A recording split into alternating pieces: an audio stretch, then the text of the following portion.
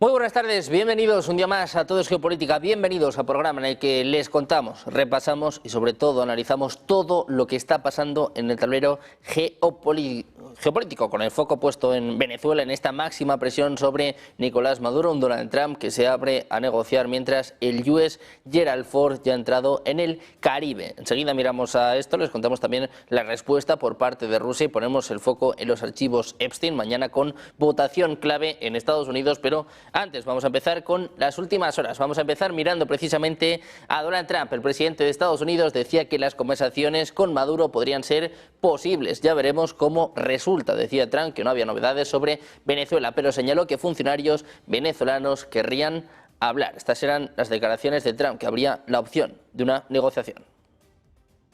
We may be having some discussions with Maduro, and we'll see how that turns out. They would like to talk. You said Venezuela wants to talk. What does that mean? Venezuela would like to talk. What does it mean? You tell me. I don't know. You want to talk to them? I talk to anybody. I talk to you, right? I talk to anybody. We'll see what happens. Todo esto en un contexto en el que el gobierno de Estados Unidos considera un escenario en el que Nicolás Maduro renuncie voluntariamente y se exilie en Rusia. Funcionarios de la Casa Blanca informaban a Político que Turquía y Cuba también se consideran como alternativas. Al mismo tiempo, parte del equipo de Trump insiste en que no se debe permitir que Maduro salga del país, sino que por el contrario debe ser arrestado y juzgado en Estados Unidos. Maduro estaría dispuesto a discutir su renuncia si Washington le concede amnistía tanto a él como a sus aliados. Retira la recompensa por su captura y garantiza un exilio seguro y confortable. Mientras tanto, Donald Trump pedía a los republicanos de la Cámara de Representantes que votaran a favor de la publicación de los archivos de Jeffrey Epstein, porque decía: no tenemos nada que ocultar, es hora de dejar atrás este engaño demócrata perpetrado por lunáticos de la izquierda radical para desviar la atención del gran partido republicano. Es lo que escribía Trump en Truth Social. Decía que algunos miembros están siendo utilizados y que no pueden permitir que eso suceda. Decía Trump: comencemos a hablar de los logros sin precedentes del partido republicano y no caigamos en la trampa de Epstein. Mientras tanto, el vocero del Kremlin, el portavoz Dmitry Peskov, comentaba las recientes declaraciones del presidente de Estados Unidos, Donald Trump, que anunciaba que iba a apoyar un proyecto de ley que prevé imponer sanciones severas a cualquier país que mantenga negocios con Rusia. Decía el propio Peskov que va a mirar los detalles de esta posible legislación y que, por supuesto, tendrían una actitud sumamente negativa a este respecto. Trump declaraba este domingo que le parece bien que el Congreso apruebe una ley que presione a Rusia. Decía que están impulsando una legislación que impone sanciones muy severas a cualquier país que haga negocios con Rusia. Mientras tanto, el ministro de Defensa alemán, Boris Pistorius, afirma que el verano pasado podría haber sido el último de paz para Europa. Dice que siempre se ha dado por sentado que un ataque ruso contra la OTAN podría ocurrir en 2029, pero ahora las últimas evaluaciones apuntan a una posible escalada en 2028. Incluso algunos historiadores militares piensan que ya hemos vivido el último verano de paz. Mensaje alarmista desde Europa. Escuchen también a Andrius Kubilius, comisario de Defensa europeo. The urgency of the first question comes from the public statements of our intelligence services, including from Germany, Denmark, Finland, the Netherlands, and from our region, that Putin can be ready to test Article 5 during the next 2 or 4 years before 2030. En medio de estos mensajes de alarma en Europa, pendientes de este choque con Rusia de los archivos Epstein, nosotros vamos a poner el foco en esta máxima tensión en Venezuela y lo hacemos como siempre con los mejores expertos. Hoy contamos con Carlos Mamani, analista internacional. ¿Qué tal, Carlos? Muy buenas tardes. Tenemos también a Jacqueline Hellman, profesora de Relaciones Internacionales en la Universidad Complutense de Madrid. ¿Qué tal, Jacqueline? Buenas tardes. Hola, buenas tardes. Un placer estar aquí con vosotros. Y tenemos a Emiliano García Coso, profesor de ICADE, de Derecho Internacional y Relaciones Internacionales. ¿Qué tal, Emiliano? Buenas tardes.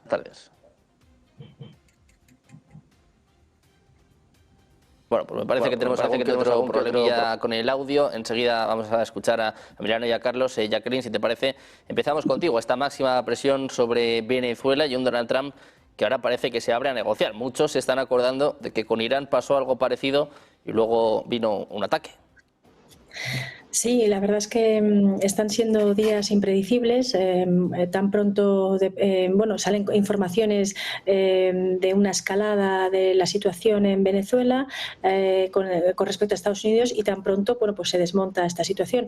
En todo caso, habrá que estar pendiente de lo que sucede y de estos ataques que se han producido en las últimas semanas, en los últimos meses, en el Mar del Caribe, en el Pacífico Oriental, que han conllevado el bombardeo de más de 20 lanchas cargadas con droga y la muerte de más de 80 personas, ¿no?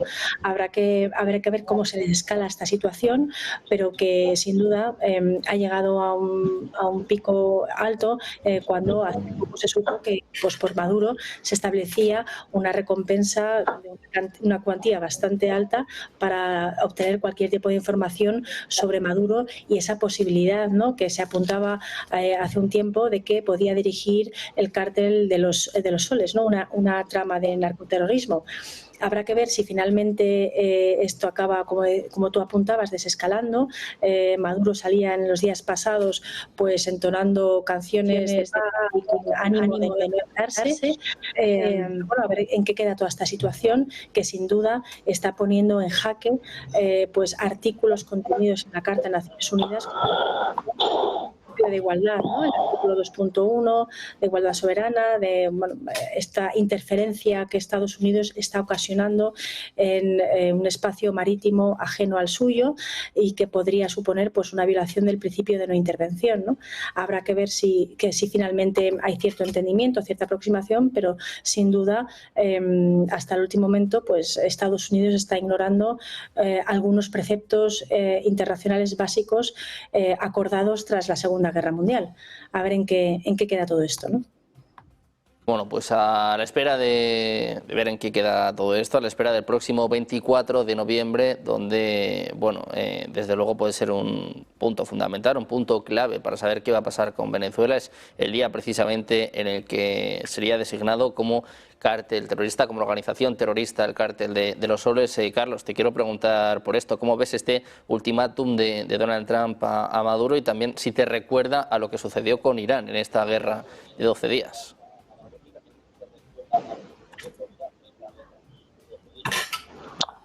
Bueno, en primer término lo que tenemos que decir es que, a ver, esto que está aconteciendo actualmente en Sudamérica, en concreto con Venezuela o sobre Venezuela, esta amenaza sobre pretexto de lucha contra el narcotráfico, que ya hemos puesto que esto es más que justamente eso, un pretexto para facilitarse, ¿no?, arrogarse esa facultad, ¿no?, de gendarme del mundo libre, de la justicia, que bueno, que al siglo XXI prácticamente cae en saco roto. De hecho, los principales beneficiarios de ese sistema que vive el narcotráfico es el norte global. Por otro lado, las drogas que consume Norteamérica actualmente no se están produciendo en Sudamérica, ¿no? Lo que está consumiendo mayormente en Estados Unidos, sobre todo, es el fentanilo. Eso no se produce acá. Se produce, según los expertos, en Asia, o sea, no tiene nada que ver. Entonces es un pretexto. Ahora, no solo un pretexto, digamos, del momento. Esto es toda una estrategia de política de Estado exterior que ya tiene más de 200 años, ¿no? Estamos hablando de la reactualización de la doctrina Monroe, ¿no?, de esa América para los americanos. Durante el momento de la globalización, un tanto se descuidó esta doctrina porque Estados Unidos quiso imponer su voluntad y sus prerrogativas, digamos, de gobierno mundial, entre comillas, a todo el mundo, ¿no? Pero bueno, eso ya se terminó, ese sueño, esa ficción, ¿no?, de un gobierno mundial ya se está viniendo abajo, de hecho ya no funciona, y ahora la realpolitik retorna. Entonces Estados Unidos, el MAGA, el Make America Great Again, viene de la mano con eso, ¿no?, de una reactualización de la doctrina Monroe y por supuesto de una recomposición de posiciones en lo que es o lo que siempre han considerado los norteamericanos, los estadounidenses, como su espacio trasero, ¿no? Entiéndase Sudamérica, por ejemplo. Entonces, no hay que para nada desdeñar las palabras de la señora Laura Richardson, que en más de una ocasión, no hace mucho, 2 años aproximadamente, dijo que efectivamente que cuando habla de Sudamérica, de los recursos de Sudamérica, el petróleo, el oro, el cobre, el litio, el agua, ella habla como que si fuera parte, o sea, fuera de Estados Unidos, o sea, no nuestros recursos, estamos bendecidos, o sea, no tiene, o sea, las soberanías de nuestros países en Latinoamérica, en Sudamérica, están solamente pintadas. Entonces, en ese contexto donde también el actor clave, que es China, que lamentablemente para los norteamericanos, mientras ellos dormían en el sueño del gobierno mundial, de la globalización a ultranza, China se ha dedicado de manera pragmática a invertir en la región, y de hecho nuestros países en Latinoamérica, en Sudamérica, no se han podido resistir a esas inversiones. Caso concreto, en mi país, por ejemplo, el Perú, está el puerto de Chancay, que es la infraestructura marítima más grande de todo lo que es el Pacífico Occidental, ¿no?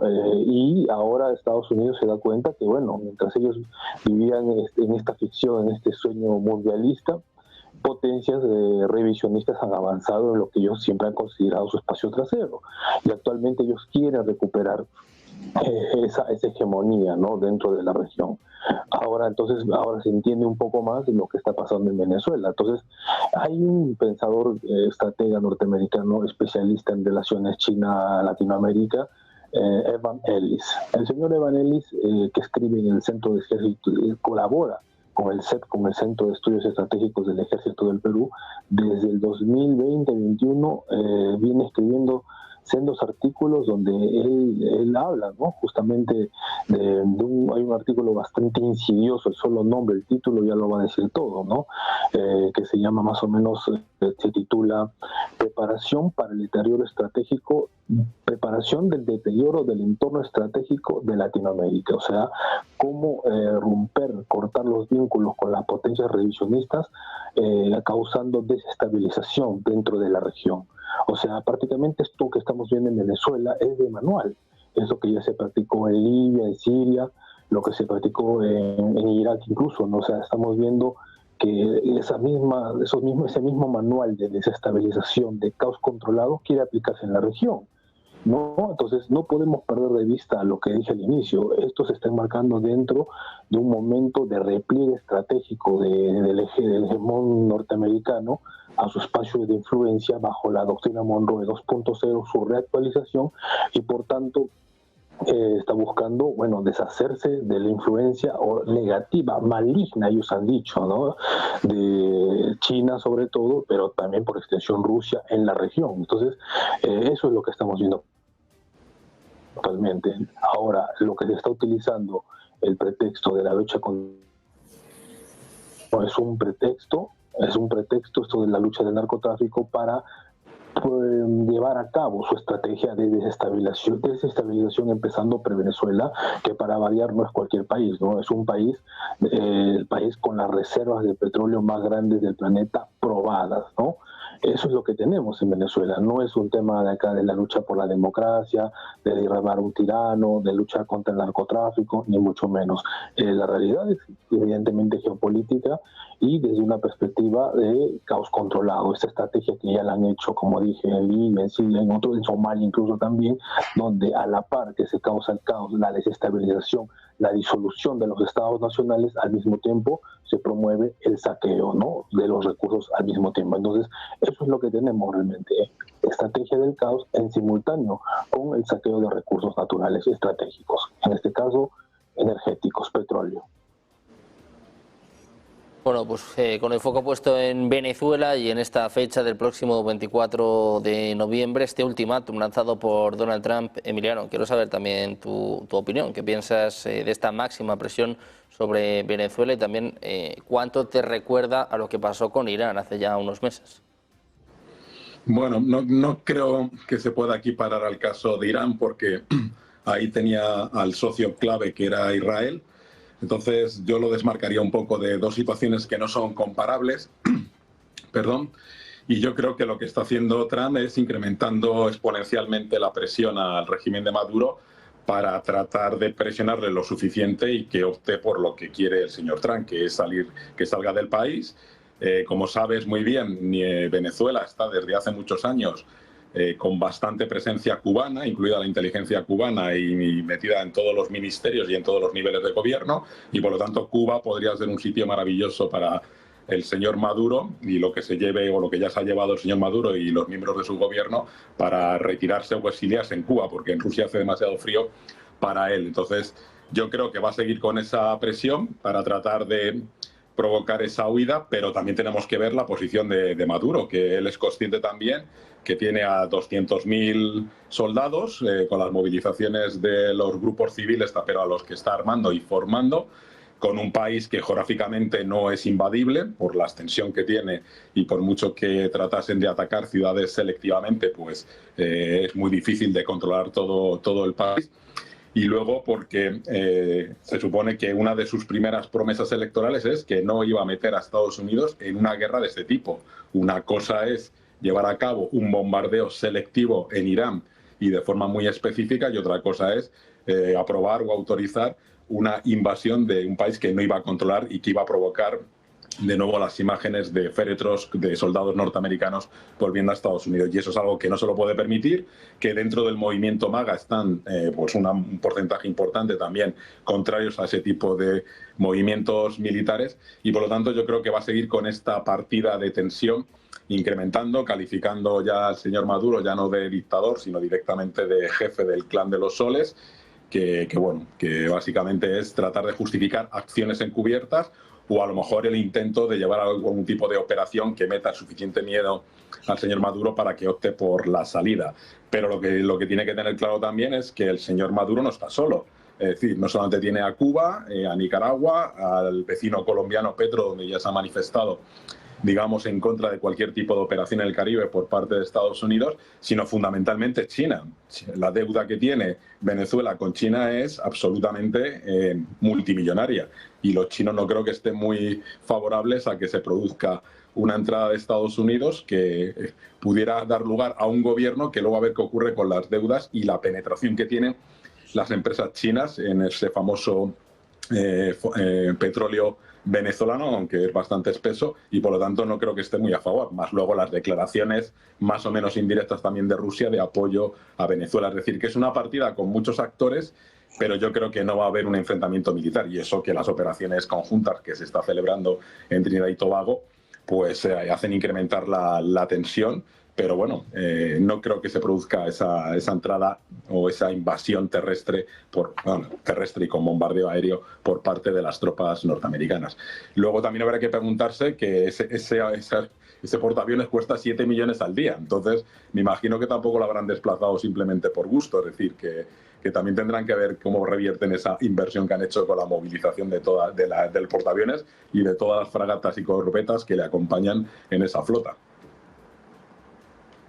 US Gerald Ford, que ayer entraba en el Caribe y que va a aumentar la presión en esta semana, en esta cuenta atrás, ¿no?, para el próximo 24 de noviembre, donde el cártel de los soles sería clasificado como organización terrorista. Te quiero preguntar por esto, Jacqueline, y también un poco por lo que estaba poniendo ahora sobre la mesa Emiliano, estas opciones que tiene Maduro. Se habla de Rusia, de Turquía, de Irán. ¿Crees que el exilio es una opción para Maduro? ¿Sería también una victoria para Donald Trump?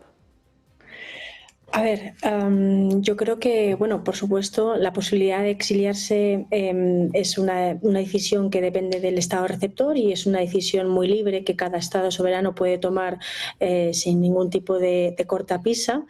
Y en este sentido, la posibilidad de que este exilio se produzca en Rusia,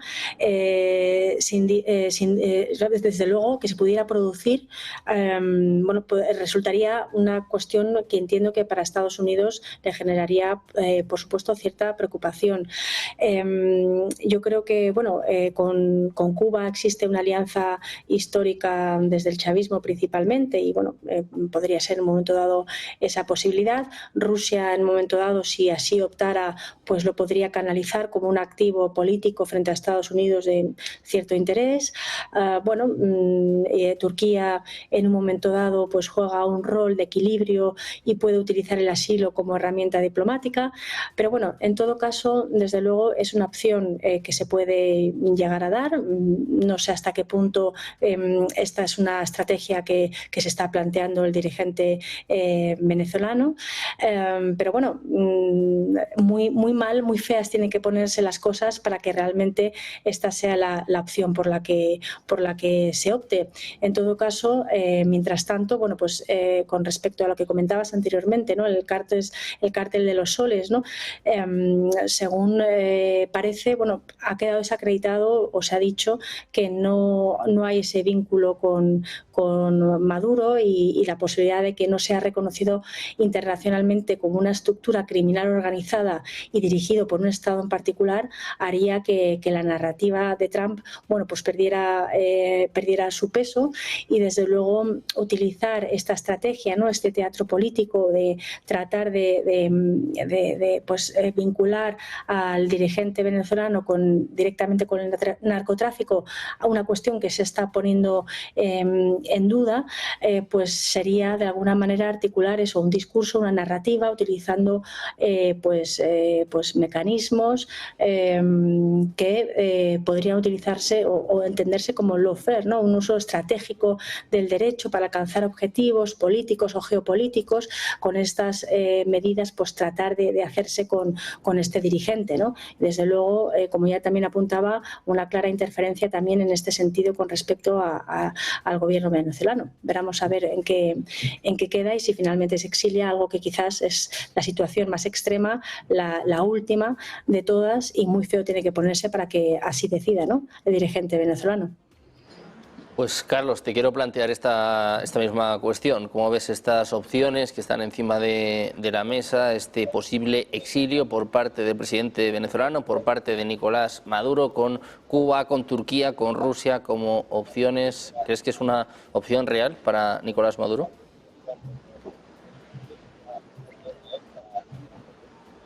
Bueno, en el hipotético caso de que se desarrolle o se finalice, ¿no? el mandato de Maduro de esta manera, ¿no? A través de una fuga, de un asilo político, ya sea en Rusia o en Cuba, como bien mencionaron los contertulios.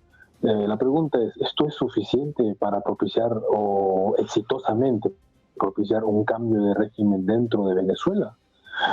¿Será suficiente con que Maduro fugue, le den asilo en Rusia o en Cuba y efectivamente asuma la señora María Corina Machado y compañía para que pueda decirse efectivamente hemos logrado un cambio de régimen?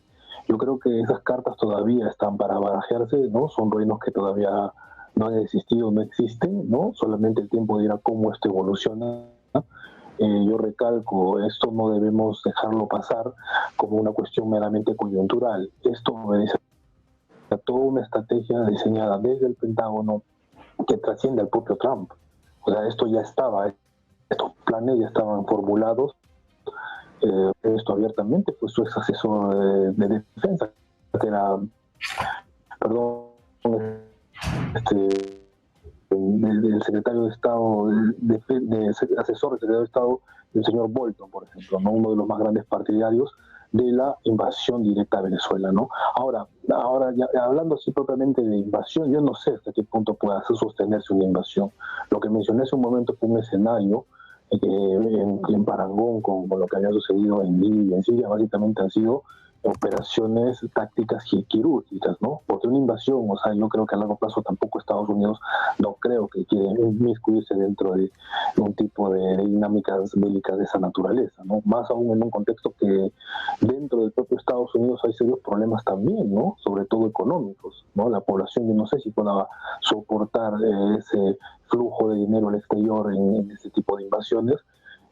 Lo que es, bueno, en este caso Venezuela, ¿no? Yo creo y considero que esto puede desarrollarse, tener en cuenta, ¿no? Siempre las perspectivas, barajar las hipótesis, nunca está por demás.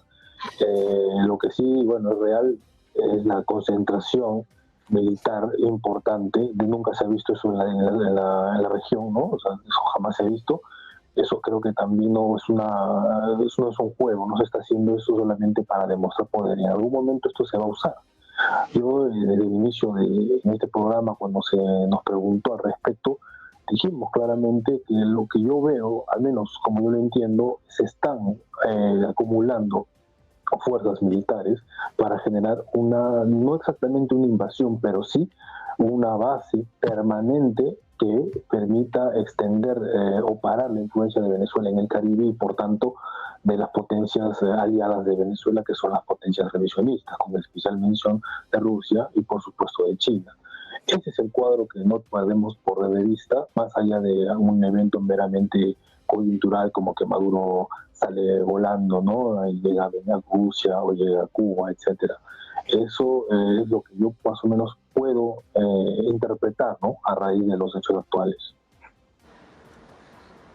Emiliano, quiero saber también tu opinión para cerrar este tema de Venezuela, este posible exilio, y también si crees que Rusia y China pueden hacer algo antes de que esto suceda, antes de que Estados Unidos ataque, antes de este 24 de noviembre, si crees que van a pasar también de las palabras a los hechos. Bueno, en cuanto al exilio, o sea, yo creo que es el objetivo número uno. Hay que recordar que ya no bajo la administración de Trump, sino casi desde que estaba en el poder el presidente Chávez, el gobierno estadounidense había intentado que dentro del ejército, porque el ejército es el único que puede mover ahí presidentes, el ejército siempre trató de generar inestabilidad dentro del ejército o convencer a miembros del ejército para que diesen un golpe de Estado y por lo tanto de poner a Chávez en su momento e incluso tratar de poner a Maduro, que de hecho hay incluso sí trató de hacer una pequeña invasión que fue un absoluto fracaso y que detuvieron a todos en un intento de una operación encubierta. Entonces, yo creo que esta presión va en esa línea, es decir, tratar de meter miedo al ejército y decir que por qué tienen que seguir sosteniendo a Maduro. Obviamente Maduro, a pesar de su, digamos, su periodo de formación y de dónde viene, ha sido consciente de la necesidad de enriquecer al ejército. Ha dado contratos multimillonarios que los gestionan directamente los generales, etcétera, etcétera, es decir, que los ha mantenido contentos. Pero claro, si llegamos al escenario donde esos militares tienen que plantearse, enfrentarse con operaciones encubiertas o con bombardeos selectivos, como lo queramos denominar, con el ejército de Estados Unidos, pues a lo mejor se plantean empujar al señor Maduro a que se vaya al exilio. Entonces esa yo creo que es la opción que está jugando, porque no va a haber nadie dentro de Venezuela que saque a Maduro, si no es el propio ejército diciéndole, mira, por el bien del país, para que no haya muertos venezolanos, es mejor que te exilies. Y dentro de esas opciones de exilio, yo sigo considerando que Cuba para el señor Maduro sería un destino muy, muy adecuado por diferentes razones. Y luego porque Rusia, pues para Rusia también tiene un papel interesante, porque ¿qué se va a convertir? En el paraíso de todos los dictadores. Ya tiene a Hafez al-Assad de Siria y ahora también acogería a Maduro. Entonces, bueno, eso no creo que le importe mucho al señor Putin, pero quiero decir que desde el punto de vista de Maduro yo creo que preferirá países que le garanticen su seguridad personal, que Cuba se lo puede garantizar, y donde además el señor Maduro ha sacado a través de su hijo famoso millones y millones de dólares a diferentes cuentas en paraíso. Es decir, que no va a tener problemas para vivir bien en el exterior. Y luego hay un tema que ha mencionado Jacqueline, que es un tema legal de Estados Unidos, que también creo que es interesante sacarlo un poco o profundizar un poco, que es el relativo a por qué lo califica de grupo terrorista y vincularlo al clan de los soles o no soles. Yo creo que se debe fundamentalmente a que como el señor Trump no quiere que pase por el Congreso ningún tipo de autorización, porque claro, si declara la guerra necesita la autorización previa del Congreso y eso significaría un debate y eso significaría que las bases y sus propios seguidores republicanos, porque ellos tienen que dar cuenta a sus electores y no solamente al señor Trump, pues se podrían encontrar con un problema. Mientras que si los califica de terrorismo o de acción antiterrorista, pues con los decretos presidenciales, que a él también tanto le gustan, los decretos ejecutivos, pues ya escapa de cualquier control por parte del Congreso. Entonces, creo que hay una estrategia legal de decir, no, esto es una operación antiterrorista, de lucha contra el narcotráfico, porque no puedo declarar la guerra, porque para declarar la guerra no lo hace el presidente, lo hace el Congreso. Y para eso necesitaría que hubiese un debate y una asignación presupuestaria que no la va a tener teniendo en cuenta la situación económica en la que se encuentra Estados Unidos y también el tema electoral. Entonces, resumiendo, creo que el señor Maduro cada vez tiene mayor presión y que en algún momento dado pues tendrá que pensarse realmente si le compensa, que podría compensarle mantener el control, pero para eso para que se quede, necesitaría un apoyo más explícito de China, que tiene unas inversiones multimillonarias en Venezuela, y de la propia Rusia, que no le gustaría que uno de los aliados del vecindario del sur de Estados Unidos pues perdiera el control. Y si eso se lograse, pues quien tendría que gobernar no sería la señora Marina, sino el señor Edmundo González, que es el que salió en las actas que se publicaron como electo por el pueblo venezolano. Entonces, pues habría que ver cómo es ese gobierno de transición, pero en todo caso creo que le correspondería a Edmundo González, que fue el que fue elegido por el pueblo venezolano. Bueno, pues pendientes de Venezuela y pendientes de Estados Unidos, vamos a mirar rápidamente también a México. Seguro que nuestros espectadores vieron durante el fin de semana estas protestas masivas, estos enfrentamientos que tuvieron lugar al lado del Palacio Nacional de México. Tenemos la primera reacción por parte de Claudia Sheinbaum. La presidenta de México ha analizado estas manifestaciones que la generación Z llevó a cabo contra el gobierno y que culminaron con episodios violentos y cientos de heridos y detenidos. Esta es la respuesta de Sheinbaum. Dice que no había jóvenes en estas manifestaciones. Marcharon con la marea rosa y convocaron a la llamada marea rosa. Estaban intelectuales o había políticos,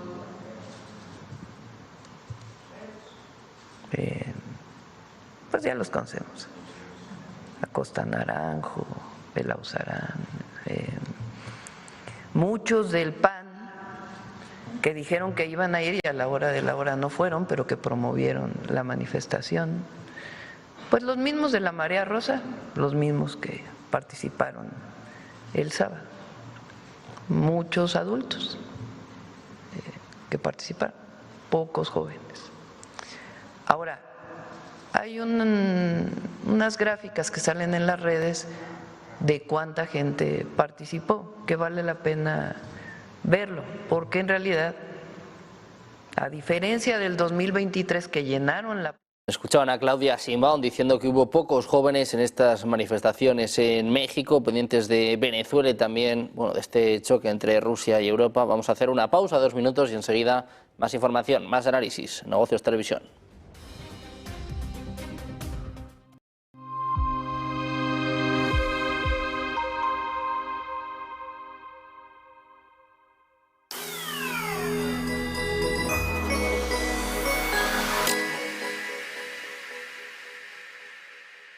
No te preocupes demasiado por la vida, que nadie sale vivo de ella. La primera causa hoy de muerte es la depresión, la tristeza. Más del 50% de la población tiene problemas mentales. ¿Pero qué estamos haciendo? Más del 80-90% de las preocupaciones de nuestra mente son cosas que no han pasado nunca ni pasarán. Hemos dejado de tocar, de abrazar. A un niño que no se le toca se muere. Entonces todos buscamos amor. Sí, pero yo no voy por la calle y solo veo esta imagen. Por la calle, andando. El que diga que es positivo, miente. El 82% de la gente es pesimista. Porque tu mente está preparada para sobrevivir, no para vivir. Luego, lo primero que tienes que hacer en la vida es ser realistas con nosotros mismos. La primera característica de la gente que triunfa en la vida es el coeficiente de optimismo. ¿Qué hacemos con los jóvenes?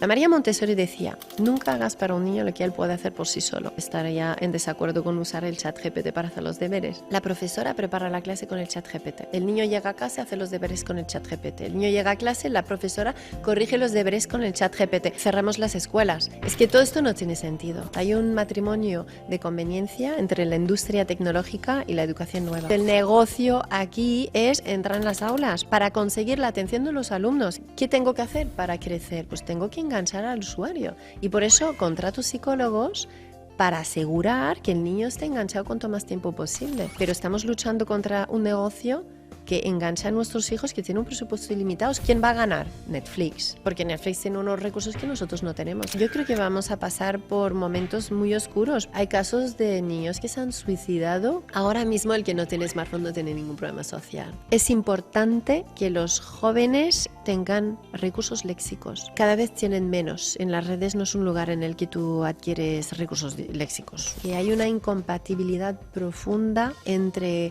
redes sociales y lectura profunda. Los jóvenes se van por un lado o por otro, o sea, pocas veces viven en los dos mundos. Les damos clases de educación emocional porque decimos que no saben identificar sus emociones. Dejémonos de tonterías. Lo que hace falta no es que identifiquen sus emociones, lo que hace falta es que sepan identificar la realidad, que sepan describirla y que sepan decir cómo se sienten con palabras adecuadas.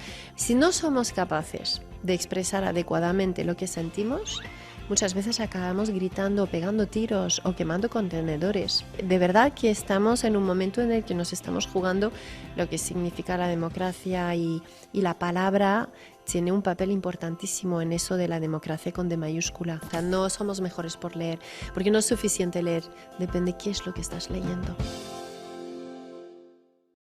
¿Tú crees que hay miedo a hablar? ¿Tú tienes miedo a hablar, Marc? Siempre ha habido una voluntad de controlar el mensaje. ¿Es un punto de inflexión el asesinato de Charlie Kirk?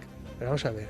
Eso significa que hay cámaras por todas partes. Ese tipo ha pasado por ahí, 10 minutos has pasado tú. La posibilidad es de que alguien diga, ¿no será ese o es el otro? ¿Cuál es? No, es que este no lleva gorra. Ah, entonces no es. Pero ya saben que has pasado por allí y a lo mejor tú no quieres que sepa nadie que has pasado por allí. O sea, la gente no se da cuenta que estamos en un estado policial y lo que están procurando es que no seamos tan individuos, sino más rebaño. Si nos despertamos dentro de 15 años, estaríamos en un mundo que ahora nos parecería distópico. Y vamos a eso por la desidia social. La gente se traga lo primero que le llega. Cuando el problema de la desinformación es un problema del que escucha. No siempre lo que dices es correcto. Y no siempre es porque tú quieres emitir algo incorrecto. Puedes equivocarte, o que no se puede uno equivocar ya en esta vida.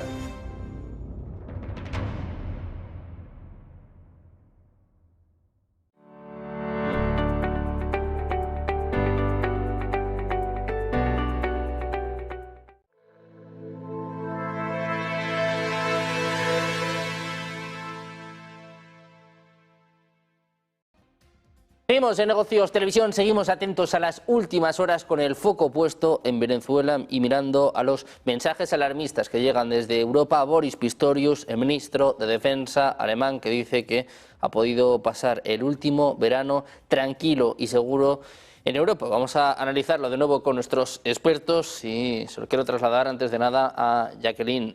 ¿Cómo ves estos mensajes por parte de Alemania que ya no hablan de 2030, tampoco de 2029 o 2028? Dicen, bueno, pues que el último verano tranquilo ya ha pasado en Europa. ¿Son responsables estos mensajes, Jacqueline? ¿Están pues pegados a la realidad? A ver, es verdad que en las últimas semanas Rusia ha acelerado la ofensiva militar, están cayendo ciudades que resultan clave en el Donbass y en otros lugares cercanos, lo que podría estar desplazando el equilibrio en el conflicto de Ucrania, ¿no? De alguna manera, pues está poniendo en jaque el territorio ucraniano y ello está afectando evidentemente a la propia estabilidad europea ante una Rusia que parece no detenerse. Es verdad que los avances en estos 3 años no han sido muy significativos, han sido particularmente lentos, pero es verdad que parece que podría producirse pues cambios significativos en este último tiempo. Europa ha dependido de forma estratégica en Estados Unidos, sigue dependiendo de ellos, ¿no? De alguna manera bajo ese paraguas de seguridad procurado por Estados Unidos, y desde hace ya un tiempo se dice que Europa tiene que consolidar su propia arquitectura defensiva, ¿no? Y en los últimos tiempos ha ido pues adoptando medidas para fortalecer su seguridad. Y lo que ha pasado también en estos años es que no solamente se está poniendo o se ha puesto más en serio con este tema, sino que también se está produciendo, yo creo que también cierta fatiga política entre los estados de la Unión Europea a la hora de mantener este apoyo hacia Ucrania, ¿no? Que también implica, pues por supuesto,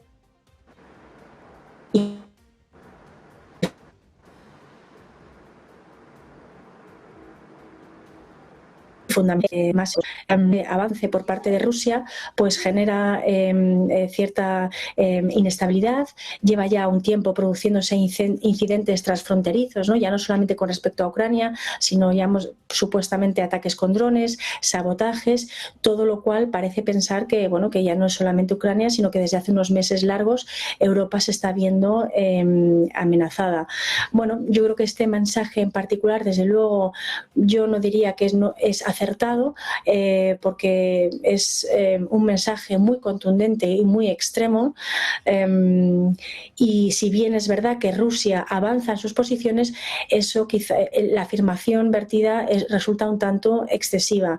Es verdad que países europeos aledaños a Rusia están viéndose afectados en esta especie de guerra híbrida, ¿no? Que se mantiene, pero de ahí a sostener que es el último verano de paz para Europa nos sitúa desde luego en momentos históricos, o nos podemos llevar o trasladarnos a momentos históricos muy concretos y muy críticos. Y bueno, yo creo que no ha sido cauteloso. Es preciso saber qué pasa en estos días también, ¿no?, con los avances del Donbass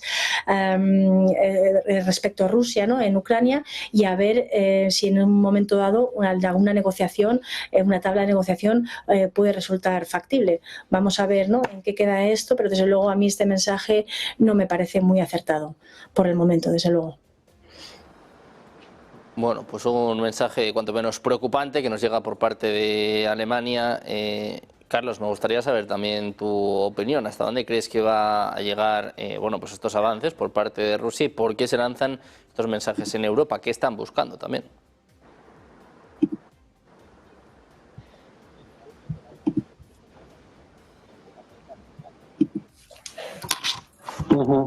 Bueno, no es la primera vez que el señor Pistorius suena así tan tremendista. Es la primera vez, si lo vemos en retrospectiva histórica, que Europa fomenta, ¿no?, ese miedo, esa rusofobia, ¿no? De hecho, ya se vivió un momento,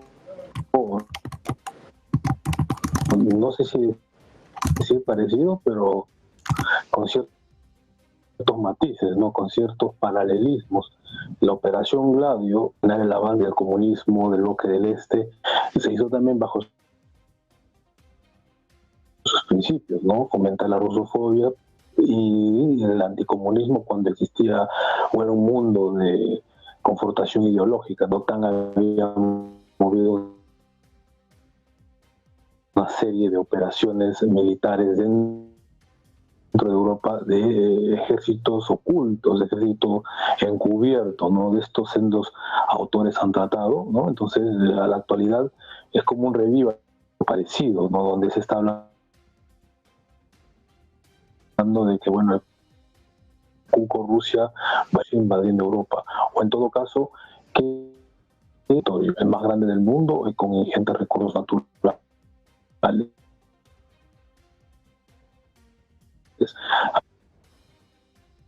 a nivel planetario, ¿no? Entonces, yo preguntaría eso primero. Yo creo que me atrevería a decir que esto ya va más por parte de esa propaganda, de esa mente sobre sus ciudadanos. ¿Y con qué finalidad? Justamente con la finalidad de seguir promoviendo ese desmantelamiento del sistema social dentro de la Unión Europea, de los países de la Unión Europea, con este cambio de peruanos que vienen. Si me cuentan la diferencia que existía entre esa Alemania de los 90 y la actual Alemania contemporánea, ¿no? O sea, hay una abismal diferencia, ¿no?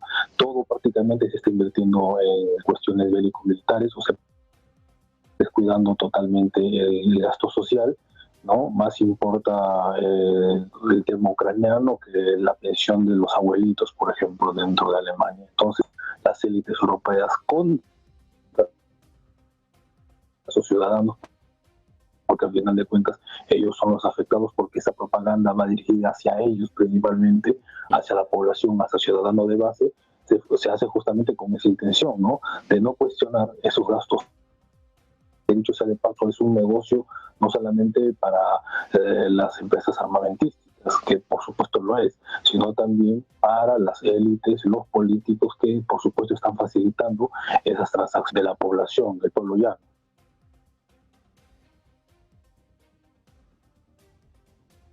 Pues Emiliano, te quiero preguntar a ti también por esto. ¿Cómo ves estos mensajes de Alemania, estos mensajes de los líderes europeos y cuánto hay de realidad? Si crees que Rusia realmente puede atacar el año que viene a un país de la OTAN. No, o sea, sinceramente Rusia está llevando operaciones porque recordemos que no sé si fue ayer o antes de ayer, dinamitó una vía férrea en Polonia, que supuestamente es una de las vías que se utiliza para enviar armamento desde Polonia hasta Ucrania. Tenemos los famosos drones que envían desde barcos nodriza interfiriendo el tráfico aéreo, pero de ahí a una guerra directa entiendo que ni en el 2028, 2029 y esperemos que tampoco en el 2030. Yo creo que parte del mensaje que ha transmitido el ministro de Defensa alemán Es decir, Carlos lo ha llamado propaganda, yo lo llamaría concienciación, porque claro, en Europa hemos vivido en la burbuja donde los presupuestos nacionales se han ido reduciendo exponencialmente en la cuestión de defensa, porque dependíamos y dejábamos nuestra defensa en manos de Estados Unidos, y de la noche a la mañana, como a raíz del señor Trump y sus cambios y su visión en relación a la defensa europea, pues ha implicado que tenemos que invertir en defensa. Y aquí es donde viene no la parte de propaganda, sino la parte de decir, bueno, alemanes, ustedes habéis vivido muy bien con todo este tipo de estado de bienestar, españoles también, franceses también, italianos, pero se acabó esta situación. Y como bien sabéis, porque lo hemos hablado otras veces en este programa, hay 800.000 millones desde la Unión Europea, todos los presupuestos nacionales están bajo presión, incluido el español, por parte de Trump. Es decir, que creo que lo que nos quieren trasladar es, bueno, pues donde hemos vivido ya nos vamos a vivir, de momento tenemos esta amenaza aquí que no somos capaces de solventar, y lo que se tiene que mentalizar ustedes, señores europeos o sociedad europea, es todo lo que antes destinábamos a partidas de estado de bienestar y sociales, ahora la tenemos que combinar con una partida de defensa. Y eso tiene unas implicaciones en el voto, en política, y entonces se están tratando de cómo hacerlo de la manera más sutil. A ver, y como ven que lo sutil no funciona, pues entonces recurrimos al miedo. ¿Y el miedo cuál es? Pues que en verano del 2028 los tanques rusos entren por Polonia o por Lituania o por Estonia, y eso sinceramente creo que no estamos en ese escenario. Es decir, ahora mismo la guerra híbrida permite llevar a cabo acciones sin necesidad de desplazar soldados o de lanzar bombas nucleares de un país a otro. Es decir, creo que si hay guerra, que la hay, digamos, de forma indirecta, creo que se va a mover más por ciberataques continuados y por drones que interfieran en el quehacer cotidiano de aeropuertos o instalaciones de algunos Estados miembros, pero no una invasión directa. Pero sí que quieren concienciarnos de la necesidad de cambiar el chip y considerar la defensa como otra prioridad, como hasta ahora hemos considerado solamente los gastos sociales y de educación. Bueno, pues muy atentos a estos mensajes que llegan desde Europa, con el foco puesto en Venezuela y también en lo que pase en Pokros en las próximas semanas. Saben que la situación es crítica para Ucrania. Muchísimas gracias a los tres por estar con nosotros, Emiliano, Jacqueline, Carlos. Muchas gracias por estar con nosotros, por arrancar esta semana de Geopolítica. Muchas gracias.